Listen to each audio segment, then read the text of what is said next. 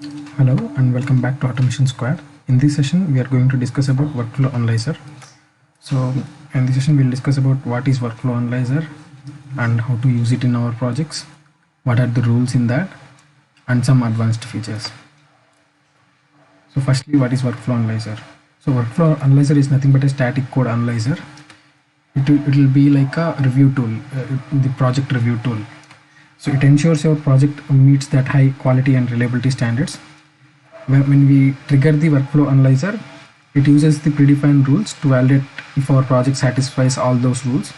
It logs error in error list panel. These rules are nothing but the best practices.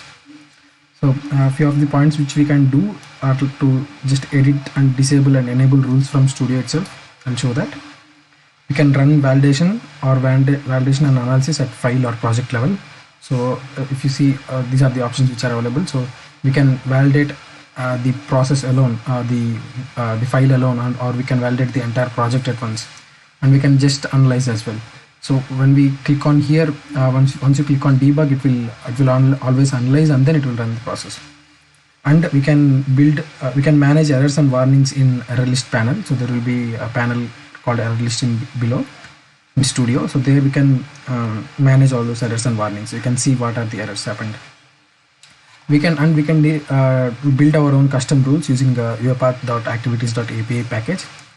And finally, we can also integrate workflow analyzer with the pre-built or custom rules in CI/CD pipeline configurations.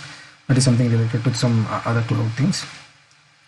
So, and why do we need workflow analyzer?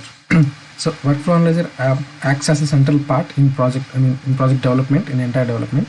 So whenever you develop a sequence or you develop a flowchart, you can directly, instead of you define your own rules in workflow analyzer settings, and then you can just click on analyze project and it will give you a detailed report. In latest version, you will have you can export those results as well. In 2021, in the latest preview. And this tool makes sure that all your project always follows the best practices and it is reliable and then stable. And how does workflow analyzer works? So if you see inside the Studio, you'll have a button called analyze file, and then you can click, if you click on that arrow, you will get a list of options related to workflow analyzer. You can access that from there. So the analyzer runs workflow validation first, and then only after if it passes, it analyzes the workflow. It first validates and then only it analyzes. This workflow works based on rules, and each rule has a fixed action level based on its criticality. Depending on how the workflow analyzer is enforced, it checks against the rules and the workflow or the project cannot be run or published if any of the rules have action error. Once you click on validate and it validates, if you have any in your process, if you have any action called error, then it won't go further. It will mark it as an error in the error list panel.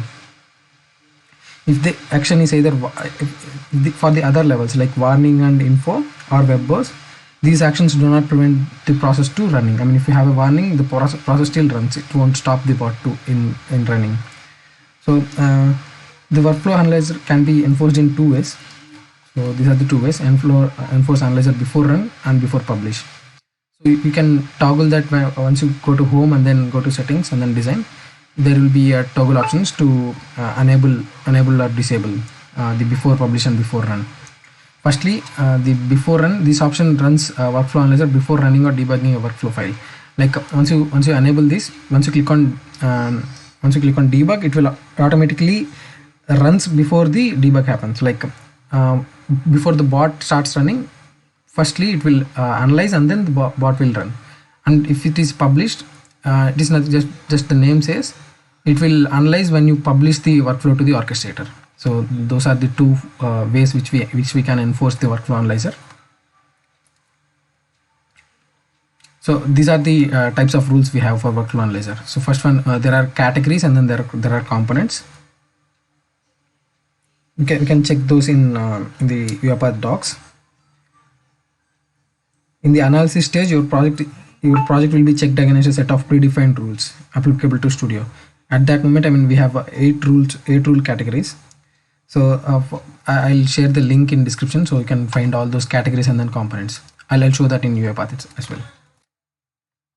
Now we'll just look into the UiPath. these are few so here we look into action like how workflow analyzer works, and then some of the advanced features we have. So first one, command line support. The uipath.studio.commandline.exe, this will this command line user interface contains a set of parameters for checking these files and projects against certain rules. So this can be used in pipeline configurations as well. You can find that in the local folder, I mean the C program files, and then the UiPath Studio local folder, you can find that. And then building custom rules. So workflow analyzer comes with a wide set of rules. I mean there will be a set of rules which are already defined in the workflow analyzer, but you can build on your own as well. So for that you need as I told, uipath.activities.api package that is from official feed, UiPath feed. So you can use that package, and then you can build your own custom rules in your own IDE, and they can be integrated in Studio at global or project level. Okay, let's see in action. Okay. As I told, this will be the section for workflow analyzer. So first analyze project, just analyze the whole project.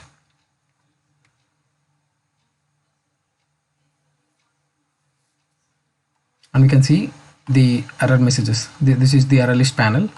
So since I don't have any errors, it shows, I mean I only have warnings, and these are the categories and components as we discussed in the PPT. Once you go here, so these will be the this comes under analyzer, something like that. So each code represents a separate section of it represents a component. So there will be categories and components. For each categories there will be a number of components. So and each component will be a rule for you. So and there are some naming conventions as well, like this will be the category, and this will be the component name, and this will be the ID, like that. You can select whatever you think your project needs based on your organization coding standards. So once you select that, you can click on OK, and then that will be activated. Let's see. So these are the two warnings which I got. So you can increase, you can also edit, like if you have a nested if loop, or if condition, or if you have a nested for loop, you can change the number of if conditions you need. So for example, if it is if condition, so if you just open that, and this will allow only 3 if. So one if, and then inside if, and then inside if. So nested will be allowed up to the level of 3. So you can always increase that. You can also keep it at 4, or you can decrease that to 2. So those can also be done. Once you click on here, you will get if the property is editable, you will get that in below recommendations. So that's about the project settings and the rules. So we'll just run that. So those are the docs. If you need more information on the components and then the categories, just click on that. It will open the docs page of UiPath. And then here you can see the types of categories. So as I told, there will be 8 types of categories.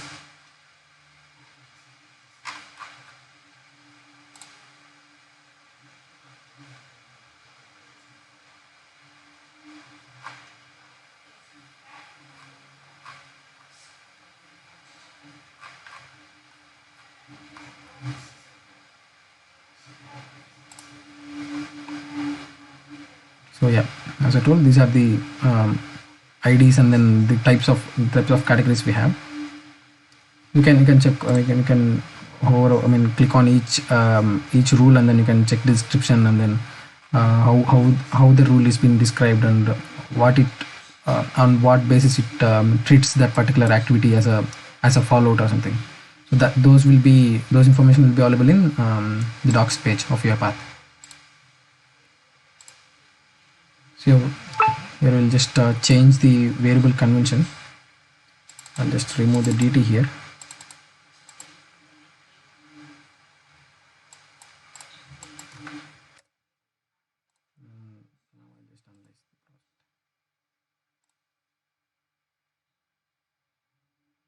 See, so I have enabled a rule called data tables should always contain DT as in the start. So since I removed that here, we got that message. I mean, this particular condition is not satisfied for that particular activity. So you can in the latest version, as I told, you can export these results as well, and then you can if you here I'm using just a flowchart, so it is simple, like you can get only few of the recommendations. But if you have your entire project, then it will be harder to scroll here. So you can just export the entire report and then you can filter and then you can check whatever can be improved in your process.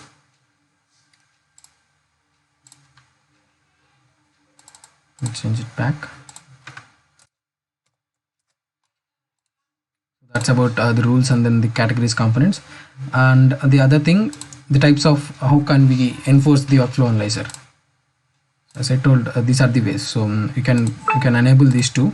So this will, as the name mentions, I mean as the name itself says, like the workflow analyzer will be enforced before publishing your process to orchestrator, and this will be before running. Each time when you run the process, before that the workflow analyzer will be running. So you can just toggle or you can disable or enable from the design page of settings.